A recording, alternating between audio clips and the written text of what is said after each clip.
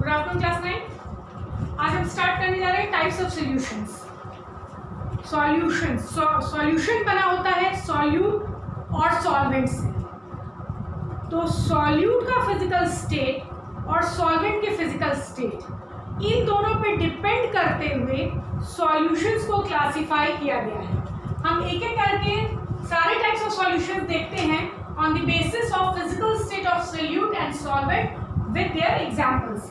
हमारा पहला है solid in solid. Solid in solid का मतलब है हमारा सॉल्यूट भी सॉलिड है और हमारा सॉल्वेंट भी सॉलिड है। इसका एग्जांपल है alloys like steel, brass, steel, brass, bronze. Bronze में हमारा होता है, ब्रोंज में होता है copper and tin. Copper and tin bronze है इसका example. German silver, German silver, solder.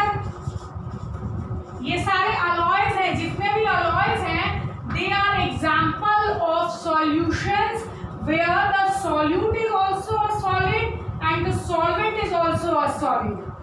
Second है हमारा liquid in solid. Second है हमारा liquid in solid. Liquid in solid का मतलब है हमारा जो solute है वो liquid है और हमारा जो solvent है वो solid है। उसका एग्जाम्पल है hydrated crystals, hydrated crystals, hydrated crystals such as blue vitriol. Blue vitriol is copper sulfate. Copper sulfate है blue vitriol जिसमें 5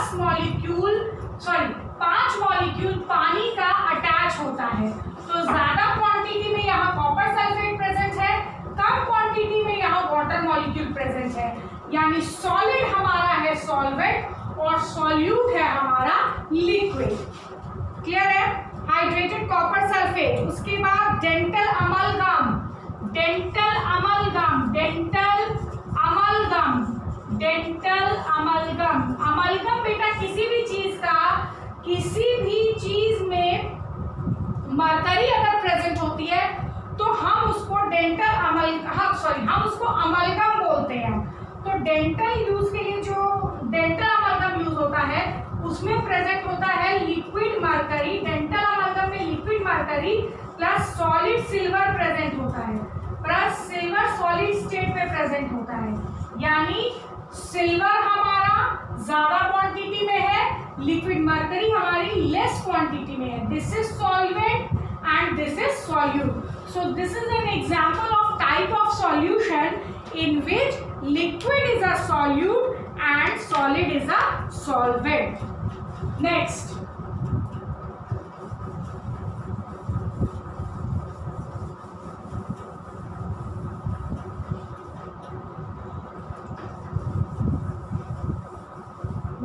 Just a minute.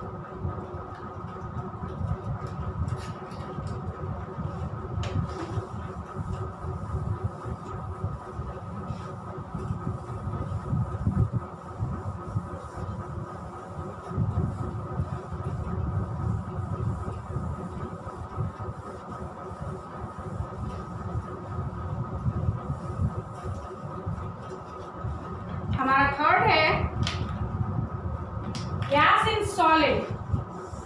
Gas in solid. Gas in solid का मतलब है हमारा सॉल्यूट गैस है और solvent हमारा solid है। उसके एग्जांपल्स हैं हमारे gases absorbed over surface of metals such as nickel, palladium, platinum, etc. under pressure. Under pressure in metals पे gases को absorb कराया जा सकता है कम क्वांटिटी में। तो this is an example of gas in solid solution. Next है हमारा solid in liquid. Solid in liquid, solid in liquid मतलब सॉल्यूट हमारा सॉलिड है और ये हमारा लिक्विड है सॉल्वेंट। इसका तो बहुत सारे एग्जांपल्स आपको पता है। Sugar solution, sugar salt solution, sugar salt solution या कोई भी सॉल्ट डिसॉल्व करो वाटर में, any salt, tincture of iodine, tincture of iodine, tincture of iodine antiseptic में यूज होता है। ये कुछ भी नहीं है, इसमें एलिमेंट आयोडीन जो एलिमेंट होता है उसको 2 से 7% में लेकर उसको डिसॉल्व कर दिया जाता है पोटेशियम आयोडाइड या सोडियम आयोडाइड में। सोडियम आयोडाइड और पोटेशियम आयोडाइड का जितना क्वांटिटी हम लेते हैं उसका 2% से 7% में हम उसमें आयोडीन को डिसॉल्व कर देते हैं। आयोडीन प्लस पोटेशियम आयोडाइड और सोडियम आयोडाइड 2 to 7% होता है आयोडीन की क्वांटिटी। वहाँ आयोडीन सॉलिड कम क्वांटिटी में, सोडियम आयोडाइड और या पोटेशियम आयोडाइड में हम उसको मिक्स करते हैं। मतलब sodium iodide plus potassium iodide और इनको हम मिक्स करते हैं, टिंचर जो बनाया जाता है इनको हम मिक्स करते हैं अल्कोहल में। हमारा जो सॉल्वेंट होता है वो होता है हमारा अल्कोहल, ज्यादातर अल्कोहल या वाटर, मिक्स्ड इन अल्कोहल और वाटर, मिक्स्ड इन अल्कोहल और वाटर। पोटेशियम आयोडीन को पोटेशियम आयोडाइड, सोडियम आयोडाइड और एलिमेंट जो आयोडीन होती है उसको लेके 2 से 7% और उसको मिक्स किया जाता है अल्कोहल और वाटर, अल्कोहल या वाटर में इनको मिक्स किया जाता है और जो रिजल्टेंट होता है हमारा that is called tincture iodine. तो this was an example of solid and liquid solution. Next obviously हमारा कि लिक्विड इन लिक्विड ही होगा।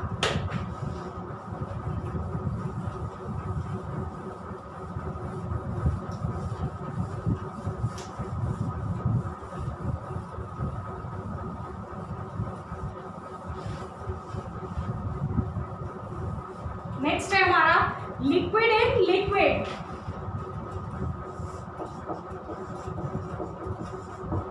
Liquid in liquid, liquid in liquid मतलब हमारा दोनों लिक्विड में है, सॉल्यूट और सॉल्वेंट दोनों लिक्विड है। तो इसके एग्जांपल्स है mixture of 2 miscible liquids. Miscible मतलब जो आपस में मिक्स करते हैं। Miscible liquids such as acetone and water, alcohol and water, vinegar and water, etc. Vinegar and water, etc. Clear? The 6th one is gas in liquid. The 6th one is gas in liquid. यानी हमारा solute होगा gas, हमारा solvent होगा liquid.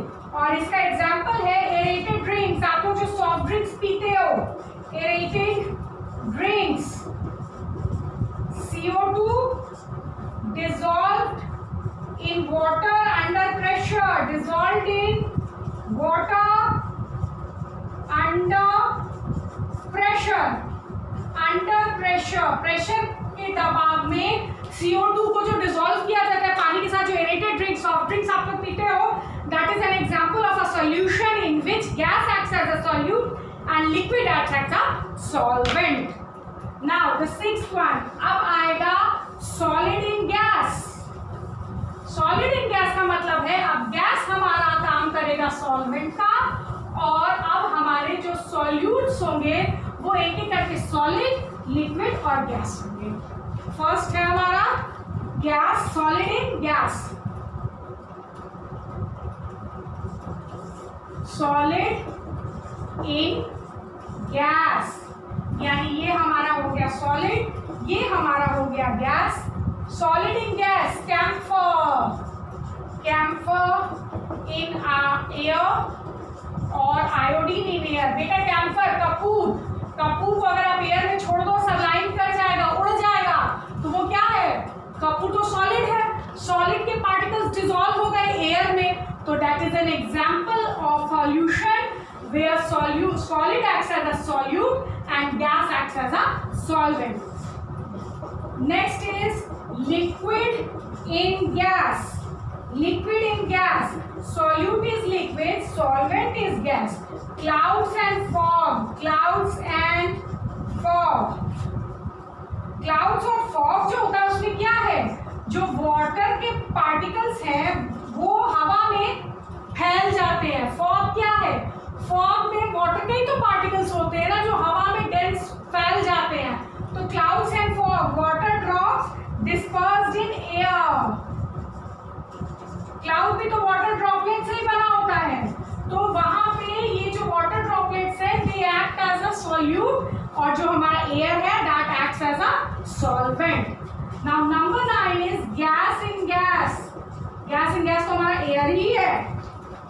Air में तो gases ही gases है, लेकिन कोई भी गैस इसका होमोजेनस सॉल्यूशन है, होमोजेनस मिक्सचर है।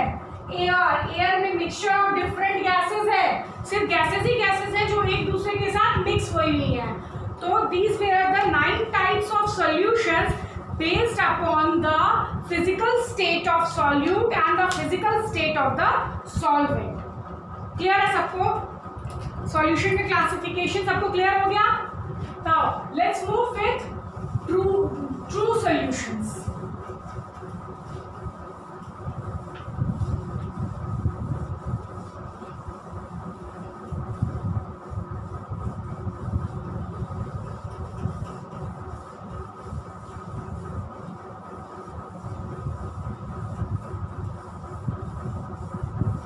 Let's start true solutions.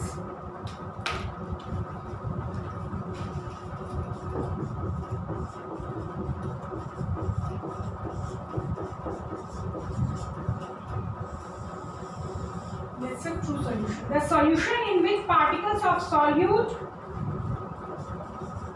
the solution in which the particles of solute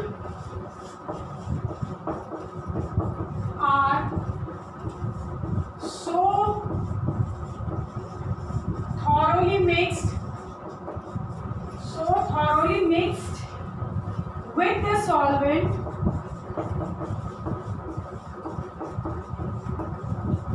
that they cannot be distinguished from each other, that they cannot be distinguished from each other even under a powerful microscope, even under a powerful microscope is called a true solution. Is called a true solution. एक ऐसा solution जिसमें solute और solvent आपस में इस तरीके से mix हो चुके हैं कि हम माइक्रोस्कोप के अंडर भी अगर उसको ऑब्जर्व करें तो भी हम सॉल्यूट और सॉल्वेंट के पार्टिकल्स का डिफरेंस नहीं बता सकते हैं। नॉर्मली मैंने शुरू में बताया था कि एक होमोजेनस सॉल्यूशन भी अगर है तो अगर हम उसको नेकेड आई से अगर हम उसको डिस्टिंग्विश नहीं कर सकते तो under the effect of microscope हम उसको डिस्टिंग्विश कर सकते हैं उनके पार्टिकल्स को, मैंने बताया था। पर कुछ ऐसे सॉल्यूशंस होते हैं जो सॉल्यूशंस में सॉल्यूट और सॉल्वेंट बिल्कुल इतने ज़्यादा इतने थॉरोली मिक्स हो जाते हैं, इतना अच्छी तरह घुल जाते हैं कि आप माइक्रोस्कोप के प्रेजेंस में भी माइक्रोस्कोप के अंडर अगर उसको ऑब्जर्व करें तो भी हम उनके पार्टिकल्स के डिफरेंस को नहीं बता सकते हैं। तो इस तरह के सॉल्यूशंस को हम कहते हैं ट्रू सॉल्यूशंस। ऐसा सॉल्यूशन जिसमें हम सॉल्यूट और सॉल्वेंट के पार्टिकल्स के बीच में डिफरेंस नहीं बता सकते हैं even under a powerful microscope, is a true solution. तो हमारा जो चीनी और पानी का घोल है that is actually a true solution. मैंने शुरू में बताया था, इसलिए बताया था ताकि अभी आप लोगों को, वो तो स्टार्ट के लिए मैंने बताया था, वो तो हमने बस स्टार्टिंग की थी, लेकिन धीरे धीरे जब आप डिटेलिंग करोगे तब आप डिटेल में पढ़ते जाओगे तब आपको समझ में आएगा difference.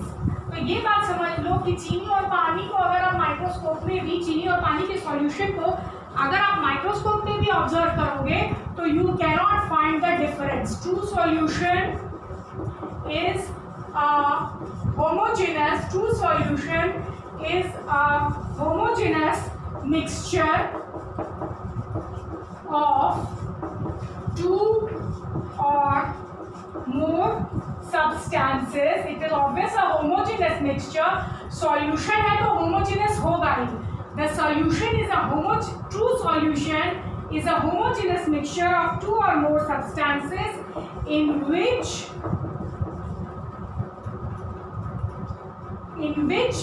the substance dissolved in solvent, in which the substance dissolved, जिस सब्सटेंस को डिसॉल्व किया जाता है बेटा उसको क्या कहा जाता है? Solute.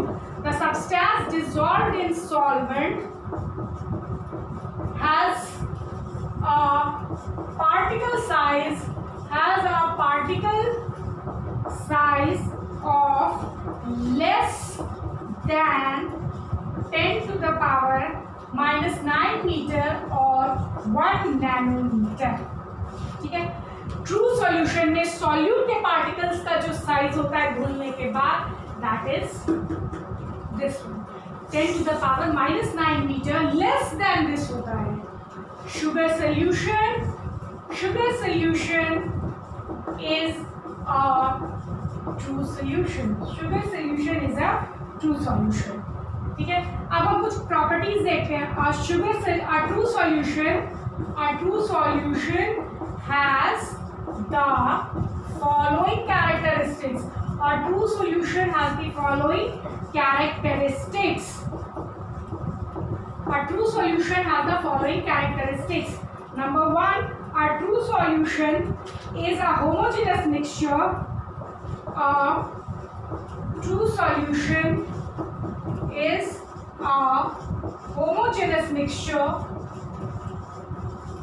A true solution is a homogeneous mixture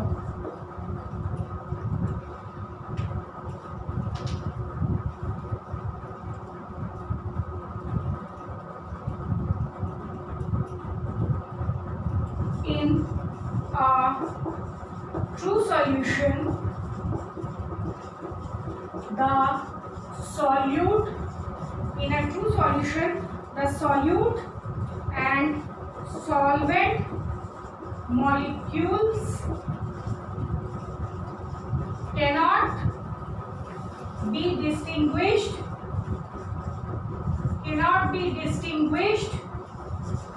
even under microscope.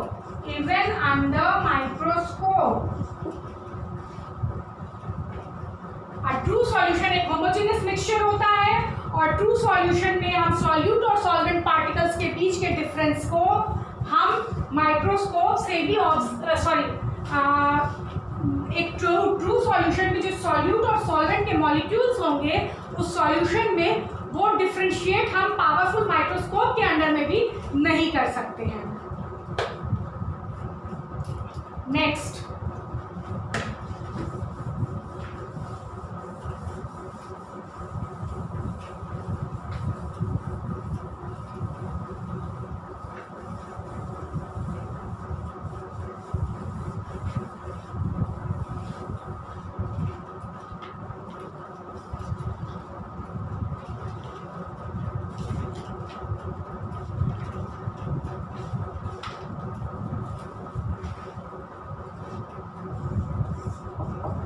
the composition and properties of a true solution are same throughout. कहने का मतलब ये है कि ये अगर शुगर सॉल्यूशन है हमारा, तो ये शुगर सॉल्यूशन में हम इस जगह से सैंपल लें, इस जगह से सैंपल उठाएं, इस जगह से, इस एनी किसी भी प्लेस से सैंपल उठा लो, उस जगह की उस मिक्सचर की जो प्रॉपर्टीज होंगी या वहाँ पे जो कॉम्पोजिशन होगा शुगर और वाटर का, किसी भी जगह से आप सैंपल ले लो वो ऑलवेज सेम होगा। ट्रू सॉल्यूशन में बिल्कुल इस तरह मिक्स होते हैं कि एनी पोर्शन से तुम सैंपल उठा लो, वो कंपोजिशन और प्रॉपर्टी उस पर्टिकुलर सैंपल की पूरे मिक्सचर में कहीं से भी कंपेयर कर लो, बिल्कुल सेम होगी सबकी। क्लियर है? The next point is 3, the particle size of solute. The particle size of solute are very small of the order of about 10 to the power minus 10 metre, 10 to the power minus 9 metre से छोटा होता है, यानी of about 10 to the power minus 10 metre. A true solution is clear and transparent। A true solution is clear, बिल्कुल clear होगा, बिल्कुल transparent होगा, बिल्कुल ट्रांसपेरेंट, आर पार आप देख सकते हो उसके, is transparent. Next point, a true solution does not scatter light। A true solution does not scatter light। कहने का मतलब ये है कि जस्ट अ मिनट,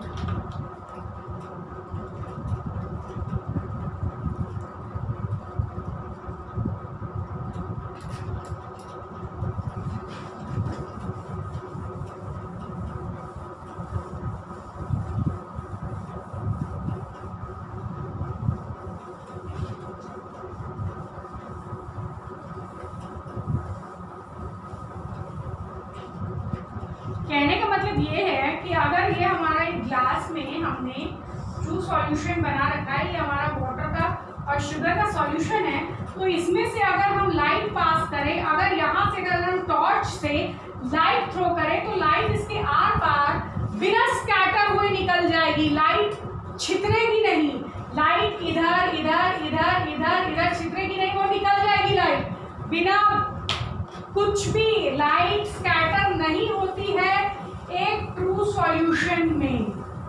क्लियर है? Light does not scatter in a true solution, कि हम ट्रू सॉल्यूशन से लाइट पास करें तो वो लाइट स्कैटर कर जाए, चारों तरफ बिखर जाए, ऐसा कुछ नहीं, ट्रू सॉल्यूशन में ऐसा नहीं होता है।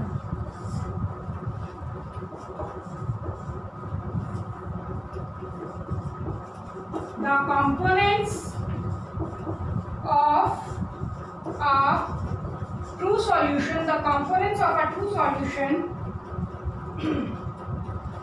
the components of a true solution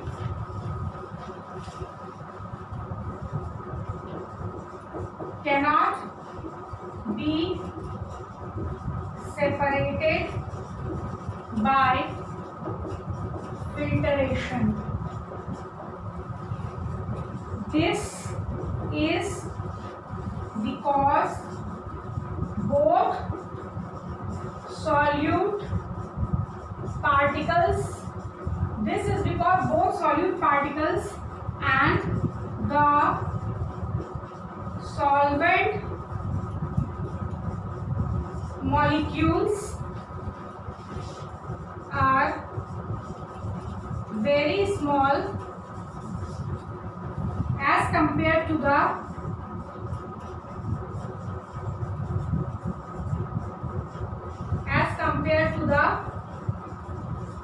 pores in the filter paper, as compared to the pores in the filter paper। कह रहा है कि अगर हम, ये एक बीकर है और बीकर में हमने फनेल लगा दिया, ठीक है, और फनेल में हमने इसमें फिल्टर पेपर लगा दिया है, ये फिल्टर पेपर है, ठीक है। ये फिल्टर पेपर में अगर हम ट्रू सॉल्यूशन को डाल दें तो ट्रू सॉल्यूशन के पार्टिकल्स, सॉल्यूट और सॉल्वेंट, दो चीज़ों से बना है सॉल्यूशन। तो अगर हम फिल्टर पेपर में डाल दें कि फिल्टर पेपर के थ्रू सॉल्यूशन को पास करें तो पूरा का पूरा सॉल्यूशन नीचे चला जाएगा। ऐसा कुछ भी नहीं होगा कि सॉल्यूट का पार्टिकल ऊपर रह जाएगा और सॉल्वेंट नीचे चला जाएगा, या सॉल्वेंट फिल्टर पेपर पे रह जाएगा और सॉल्यूट नीचे चला जाएगा, नहीं होगा। ट्रू सॉल्यूशन में पार्टिकल का साइज जो होता है वो फिल्टर पेपर आपने देखा होगा तो फिल्टर पेपर में बहुत छोटे छोटे पोर्स होते हैं, वेरी स्मॉल पोर्स होते हैं। लेकिन ट्रू सॉल्यूशन में जो हमारे सॉल्यूट और सॉल्वेंट के जो पार्टिकल हैं उनका जो साइज होता है वो फिल्टर पेपर के छेद से भी छोटा होता है। तो फिल्टर पेपर के छेद से भी अगर सॉल्यूट और सॉल्वेंट दोनों का साइज छोटा होता है तो वो तो फिल्टर पेपर को पास करके सीधे अंदर चली जाएगी, फिल्टर पेपर के ऊपर कुछ बचने का चांस ही नहीं है। समझ में आ गई बात? क्योंकि सॉल्यूट और सॉल्वेंट के पार्टिकल के जो साइज हैं वो हमारे फिल्टर पेपर के पोर्स के साइज से भी छोटे होते हैं, तो बहुत इजीली उस फिल्टर पेपर को पास करके पूरा का पूरा नीचे चले जाते हैं। इसीलिए हम फिल्ट्रेशन के प्रोसेस से एक ट्रू सॉल्यूशन के सॉल्यूट और सॉल्वेंट को अलग नहीं कर सकते।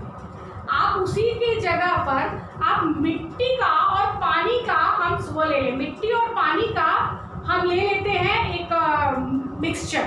तो मिट्टी और पानी को घोल दो, और नहीं घुलेगा, उसको हमने घोल दिया और फिर हमने उसको फिल्टर पेपर से पास कर दिया, क्या होगा? पानी नीचे चला जाएगा, फिल्टर पेपर पे हमारा जो मिट्टी है वो फिल्टर पेपर पे रह जाएगी। ऐसा क्यों हुआ?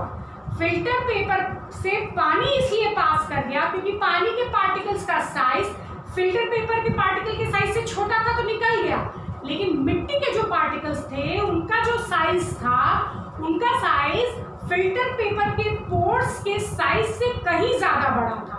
इस वजह से फिल्टर पेपर ने उसको अपने थ्रू पास होने नहीं दिया, पानी निकल गया, हमारा सैंड, हमारा जो मिट्टी है, हमारा जो सॉइल है वो ऊपर में रह गया। ट्रू सॉल्यूशन में ऐसा नहीं हो पाता है क्योंकि बोथ सॉल्यूट एंड सॉल्वेंट जो होते हैं उनका जो पार्टिकल साइज होता है वो फिल्टर पेपर के पोर्स के साइज से ज्यादा स्मॉल होता है। क्लियर है? चलो next point.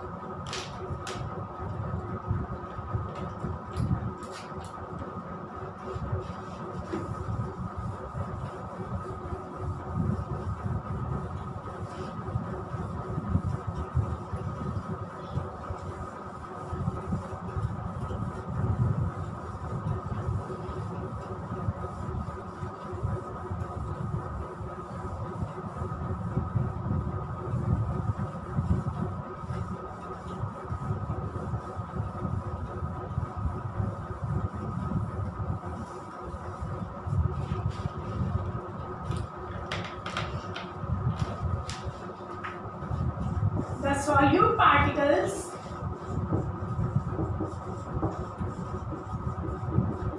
in our true solution does not settle down.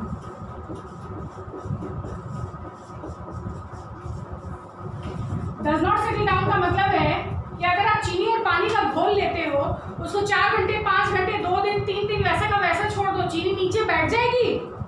नहीं बैठेगा ना। तो ट्रू सॉल्यूशन में जो है वो सॉल्यूट के पार्टिकल्स नीचे नहीं बैठते, लेकिन वही मिट्टी और पानी को घोल दो, मिट्टी और पानी का मिक्सचर बना लो, कुछ फ्यू आवर्स के लिए आप छोड़ दो, मिट्टी पूरी नीचे बैठ जाएगी, पानी पूरा ऊपर की तरफ आ जाएगा। यही डिफरेंस है। ट्रू सॉल्यूशन में जो सॉल्यूट के पार्टिकल्स होते हैं वो कभी भी नीचे बॉटम में सेटल नहीं करते। Clear? Good. So let's move to aqueous and non-aqueous solutions. Aqueous and non-aqueous solutions.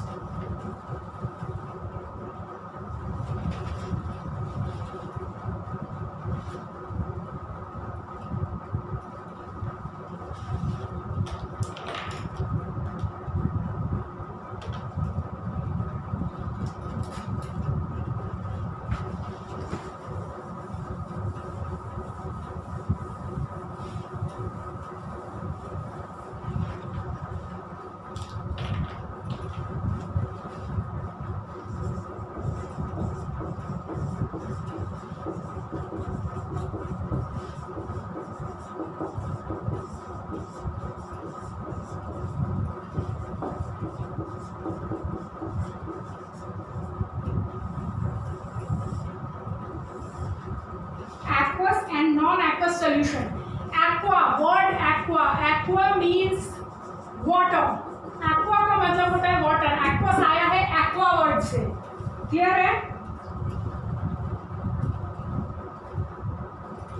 Because of its easy availability,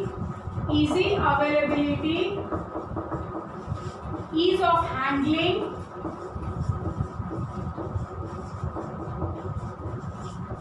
and ability to dissolve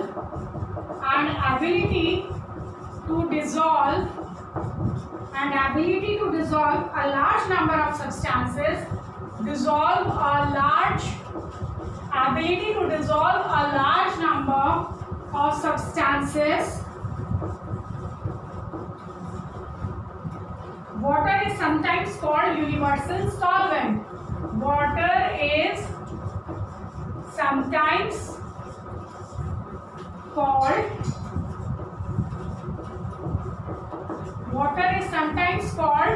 universal solvent. Solution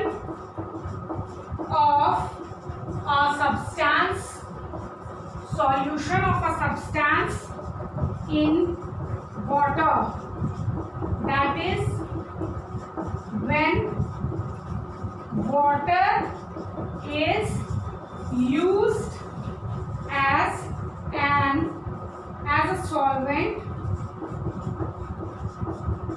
it is called aqueous solution. Solvents other than water are often referred to as non-aqueous solutions. Clear? कहने का मतलब ये है, देखो water एक ऐसा solvent है, water एक ऐसा लिक्विड है जो इजीली अवेलेबल है, हैंडल करना आसान है, बॉटल में ले कैरी करो, किसी भी करो, उसको हैंडलिंग प्रॉब्लम नहीं है कि उसको अगर ठीक से हैंडल नहीं किया तो कुछ उससे दुर्घटना हो जाएगी या कुछ गलत हो जाएगा, ऐसा कुछ भी नहीं है. It is easy to handle, it is easily available. और दूसरी बड़ी क्वालिटी ये कि water can dissolve a very very very large number of substances into it. तो इन सब रीजंस की वजह से water is called a universal solvent. ठीक है, तो ऐसे सॉल्यूशंस जिसमें वाटर सॉल्वेंट का काम करता है उनको हम कहते हैं एक्वस सॉल्यूशन. और ऐसे सॉल्वेंट्स जिनमें वाटर के अलावा कोई और लिक्विड यूज किया गया हो उनको हम कहते हैं नॉन एक्वस सॉल्यूशंस. ऐसे सॉल्यूशंस जिसमें water is used as a solvent, it is called an aqueous solution. और ऐसे सॉल्यूशंस या ऐसे सॉल्वेंट्स या ऐसे सॉल्यूशंस जिनमें वाटर के अलावा कोई और लिक्विड यूज किया गया हो उन सॉल्यूशंस को हम कहते हैं non-aqueous solution. Solvents other than water are often referred to as non-aqueous solvents. Not solutions, non-aqueous solvents. And the solution so formed is called non-aqueous solution. And the solution so formed is called non-aqueous solutions. Non-aqueous solutions. Clear है?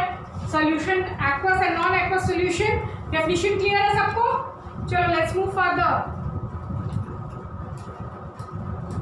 हम इसके examples देखते हैं.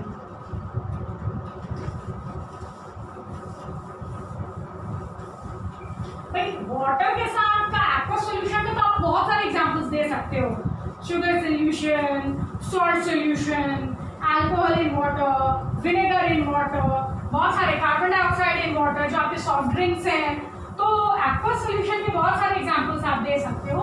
Let's have some examples of non-aqueous solutions.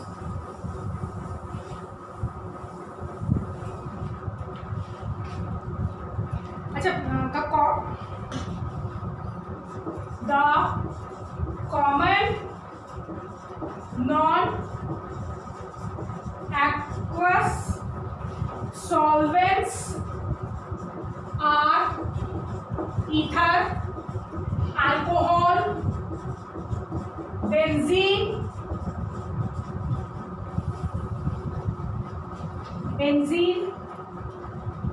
carbon disulfide, carbon tetrachloride, acetone, liquid ammonia, etc. These are common non-aqueous solvents. Aqueous solvent तो सिर्फ water. These are common non-aqueous solvents. तो aqueous solution के examples तो आप बहुत easily बता सकते हो. हम कुछ non-aqueous solution के examples एक आप देख लेते हैं. Solution of sulfur in carbon disulfide or solution of iodine in alcohol is non-aqueous solution. Clear है सबको? आगे बढ़े, चलो let's start. Saturated solution, unsaturated solution.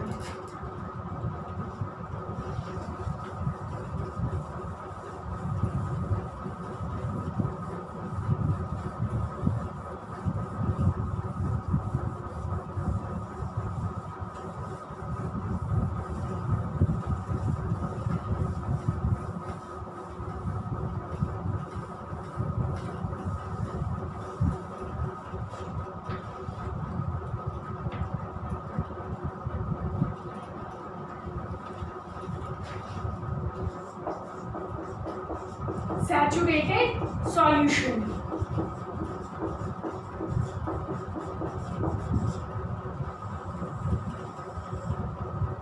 A solution is saturated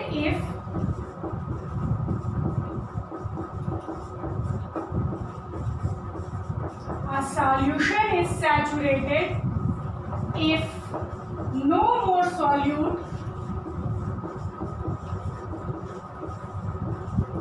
can be dissolved, if no more solute can be dissolved into it at that temperature, एक particular temperature पर, at that temperature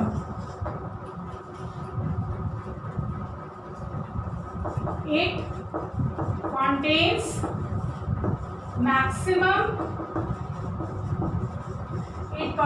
maximum amount of solute which can be dissolved in it. It contains maximum solute which can be dissolved in it, and on addition of any more solute to the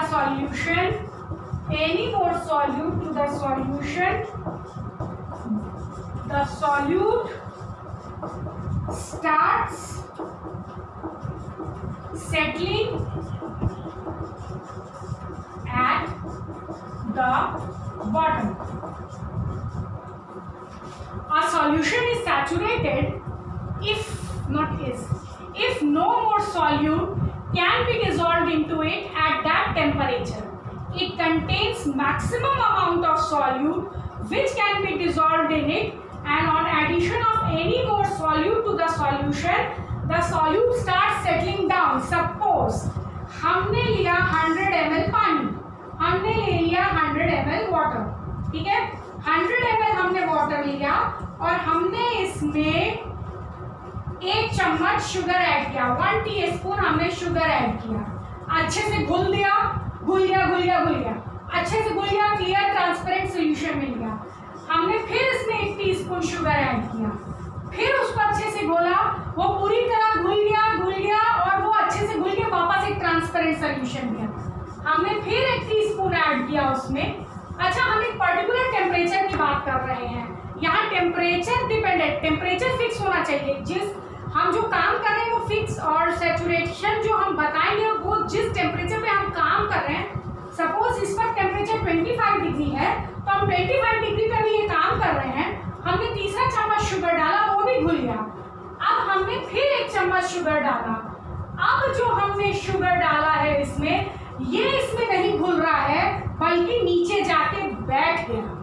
तो इसका मतलब है कि हमारा जो ये sugar का solution था वो 100 ml वाटर और 3 चम्मच शुगर के साथ ये जो हमारा सॉल्यूशन है वो सैचुरेट कर गया। मतलब वाटर का पेट अब चीनी से भर चुका है, वो सैचुरेट कर चुका है। अब वो और चीनी खाना पसंद नहीं करेगा। खाना मतलब खुद में डिसॉल्व करना, अब उसका पेट भर चुका है, उसके पास अब डिसॉल्व करने के लिए बिल्कुल जगह नहीं बची है। Water is completely filled with sugar, यानी 100 ml वाटर में हमने 3 चम्मच शुगर डाला 25 डिग्री पे, तो इस टेम्परेचर पे वाटर, हमारा जो शुगर सॉल्यूशन है वो सैचुरेट कर गया, यानी हमारा वाटर 3 चम्मच शुगर के साथ सॉल्यूशन बनाया और वो एक सैचुरेटेड सॉल्यूशन बना। सैचुरेटेड मतलब अब उसका पेट भर चुका है, इट इज कंप्लीटली सैचुरेट।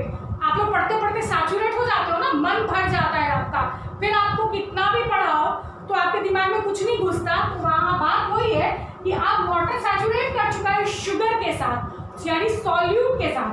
अब हम कितना भी शुगर उसमें डालेंगे वो उसमें नहीं घुलेगा, बल्कि वो नीचे की तरफ यहाँ बॉटम में सेटल करने लगेगा। वो शुगर यहाँ बॉटम में सेटल करने लगेगा, यानी हमारा जो सॉल्यूशन है वो सैचुरेट हो चुका है। वो सॉल्यूशन अब बन चुका है सैचुरेटेड सॉल्यूशन 25 डिग्री सेंटीग्रेड पर। तो उस टेम्परेचर पे, इस टेम्परेचर पे हमारा ये जो शुगर का सॉल्यूशन है वो अब सैचुरेटेड सॉल्यूशन बन चुका है। अब हम इसमें फर्दर सॉल्यूट ऐड करेंगे। सॉल्यूट यानी हमारा जो शुगर है, अब अगर हम फर्दर इसमें ऐड करेंगे तो वो कोई काम नहीं करेगा सिवाय कि वो आराम से जाके नीचे बॉटम में वेसल के सेटल कर जाएगा। Nothing else will happen. अब हमारा शुगर सैचुरेट होने के बाद, सॉल्यूशन के सैचुरेट होने के बाद, सॉल्यूशन के पेट भर जाने के बाद, अब हमारा सॉल्यूशन किसी भी कीमत पे सॉल्यूट को अपने अंदर डिसॉल्व नहीं करेगा, कुछ भी नहीं होगा। And on addition of more solute to the solution, the solute start settling at the bottom. तो इस तरह के सॉल्यूशन को हम कहते हैं सैचुरेटेड सॉल्यूशन। टेम्परेचर के घटाने और बढ़ाने से सैचुरेशन में डिफरेंस आता है, इसीलिए हम एक डैट टेम्परेचर लिखते हैं, एक पर्टिकुलर टेम्परेचर की हम बात करते हैं। क्लियर है? तो ये था सैचुरेटेड सॉल्यूशन। अब हम देखते हैं what is an unsaturated solution. सीधी सी बात है, सैचुरेटेड मतलब पेट भर गया, अनसैचुरेटेड मतलब उसमें पेट नहीं भरा है, अभी हम उसमें और डाल सकते हैं। डालते जाओ जब तक कि वो सैचुरेट, जब तक कि सॉल्यूशन सैचुरेट नहीं कर जाता है, पेट नहीं भर जाता है, तब तक वो कहलाता है अनसैचुरेटेड, यानी उसमें अभी पेट उसका खाली है, वो और उसमें डाला जा सकता है। यानी आप लोगों का दिमाग अभी सैचुरेट नहीं हुआ है, आप थोड़ी और पढ़ाई कर सकते हो। So let's come to unsaturated solution.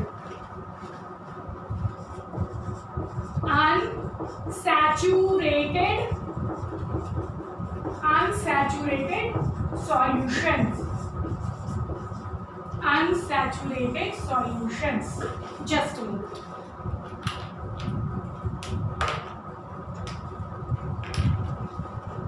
The solution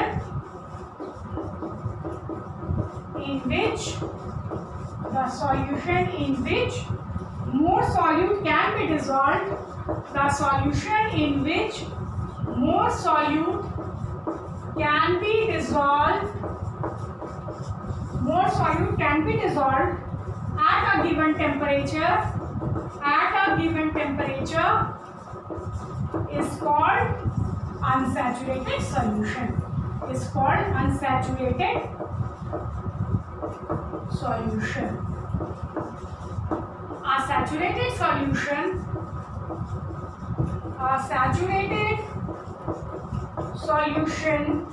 becomes unsaturated. A saturated solution becomes unsaturated on heating because it can dissolve more solute if the temperature is increased. Unsaturated का मतलब तो आप लोग समझ गए कि एक ऐसा सॉल्यूशन जिसमें हम अभी भी सॉल्यूट डिसॉल्व कर सकते हैं, वैसे सॉल्यूशन को हम कहते हैं अनसैचुरेटेड सॉल्यूशन। जैसे हमने कहा था 25 डिग्री पे हमने 100 ml वाटर लिया है और 100 ml वाटर में हमने सपोज हमने वो एजम्पशन किया, ऐसा कुछ पर्टिकुलर नहीं है, ये हमने अज्यूम किया कि 25 डिग्री सेंटीग्रेड पे हमने 100 ml वाटर में 1 टीस्पून शुगर डाला तो वो उसमें डिसॉल्व कर गया, अच्छे से डिसॉल्व कर गया, तो बिल्कुल क्लियर हो गया। ठीक, तो अब हमने फिर 1 टीस्पून डाला, फिर वो डिसॉल्व कर गया, यानी जब हमने 1 टीस्पून शुगर डाला था तो वो अनसैचुरेट था, उसका पेट खाली था, तो उसने दूसरे टीस्पून शुगर को भी अपने अंदर डिसॉल्व कर लिया। जब हमने तीसरा टीस्पून शुगर डाला तो उसने कुछ को भी डिसॉल्व कर लिया, यानी 100 ml वाटर का 2 चम्मच चीनी के साथ भी पेट नहीं भरा, वो अनसैचुरेट रहा।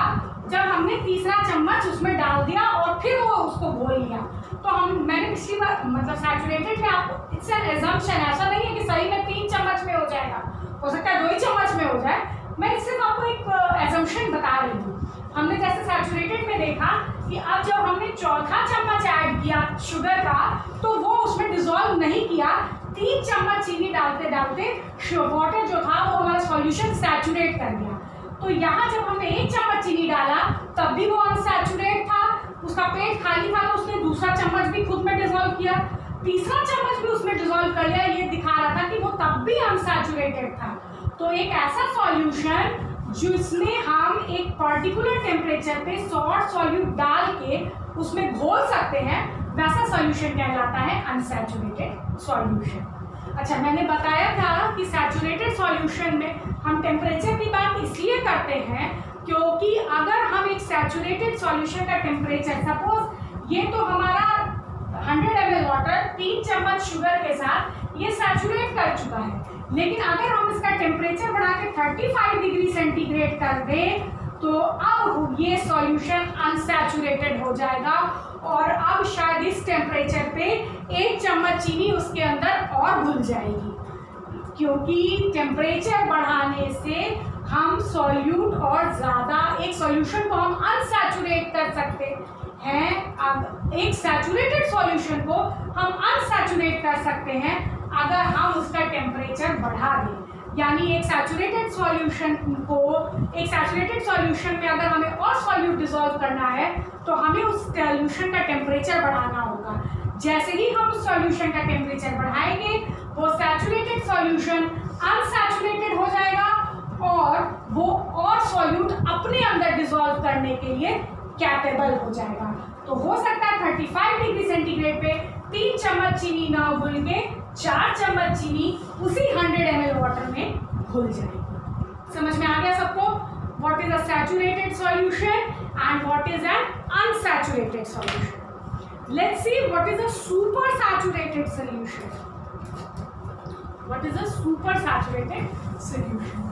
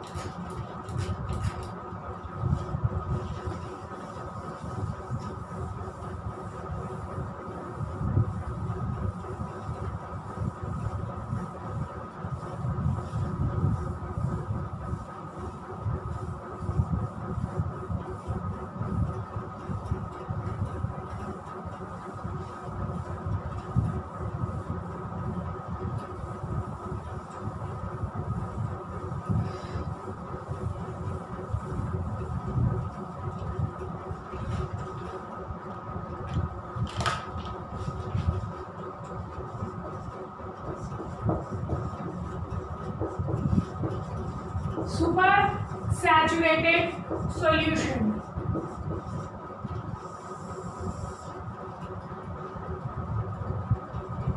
Supersaturation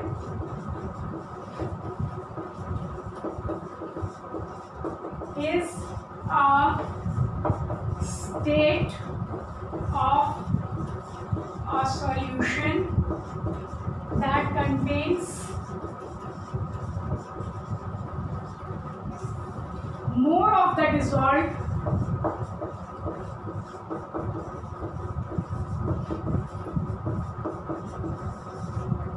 material, more of the dissolved material that could be dissolved by the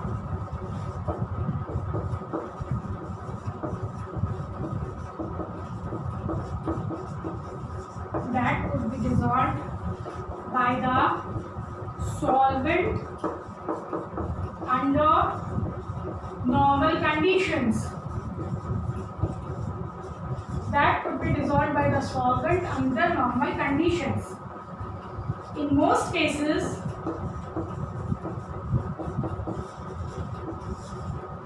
it is possible to dissolve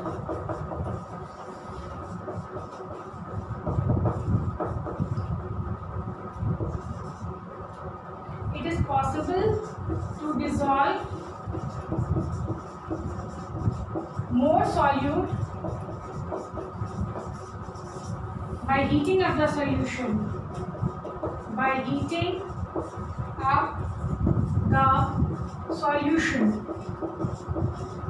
In most cases, it is possible to dissolve more solute by heating up the solution. Even after subsequent cooling the solution, even after subsequent cooling of the solution, the crystals will stay dissolved. The crystals will stay dissolved. This is called supersaturation.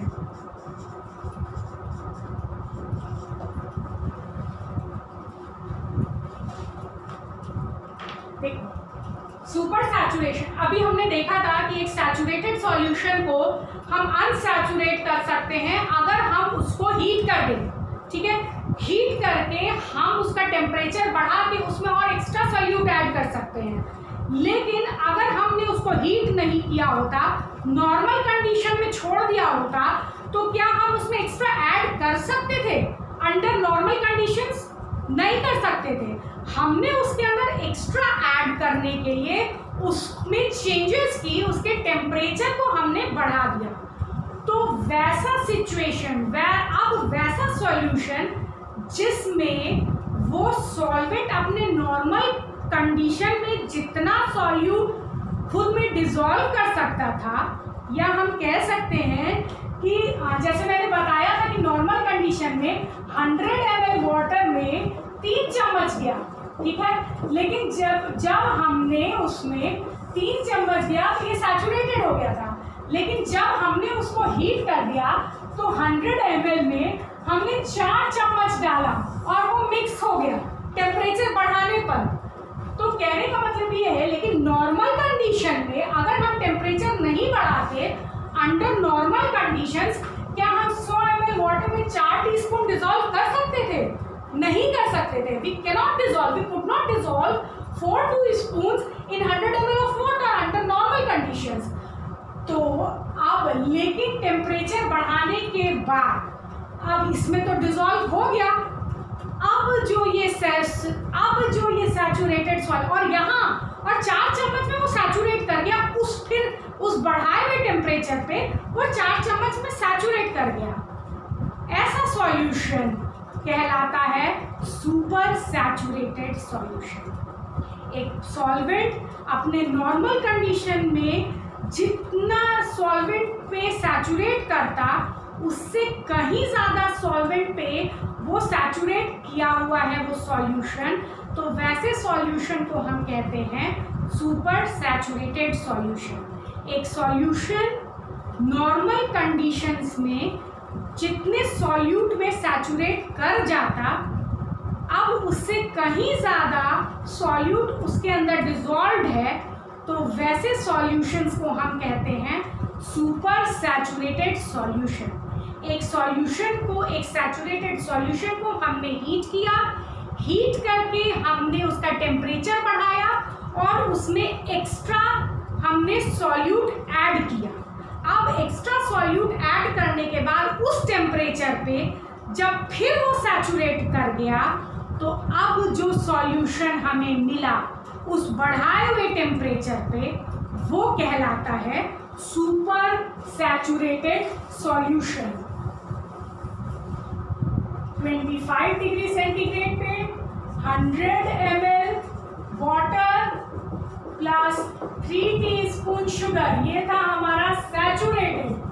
ठीक है, फिर हमने इसको heat कर दिया, heat करने से हमने टेम्परेचर पहुंचाया 35 डिग्री से। अब 100 ml वाटर में हमारा 4 टीस्पून चीनी डालने पर वो सैचुरेट किया, लेकिन ये जो सैचुरेटेड हुआ, ये जो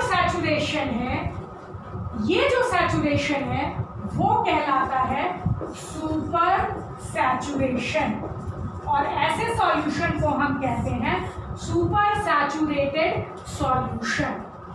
एक पर्टिकुलर सॉल्यूशन नॉर्मल कंडीशन में जितना सामान अपने अंदर डिसॉल्व करके सैचुरेट हो सकता था, उससे कहीं ज़्यादा उसने अपने अंदर डिसॉल्व किया हायर टेम्परेचर पे, और उस हायर टेम्परेचर पे वो जब सैचुरेट कर गया तो उस सॉल्यूशन को हम कहते हैं सुपर सैचुरेटेड सॉल्यूशन। ठीक है, अब तो ये सुपर सैचुरेटेड सॉल्यूशन तो 35 डिग्री पे है। अब क्या होगा अगर ये कूल होके वापस नॉर्मल टेम्परेचर पे आ जाए? कुछ नहीं होगा।